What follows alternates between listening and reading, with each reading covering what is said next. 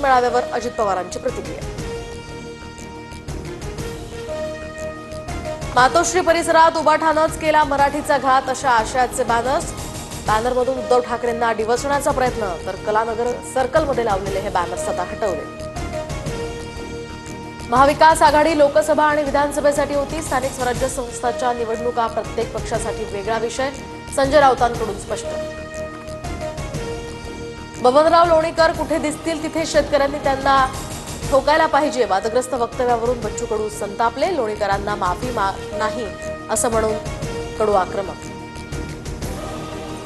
बीड विनयभंग प्रकरणामध्ये मुंडेंनी चौकशीची मागणी करताच तात्काळ एसआयटी जाहीर। मित्रासाठी इतकी तत्परता म्हणत अंजली दमानी यांचा फडणवीसांवर निशाणा। मात्र इतर प्रकरणांमध्ये चौकशी समित्या जाहीर होतात का, अशीही खंत व्यक्त।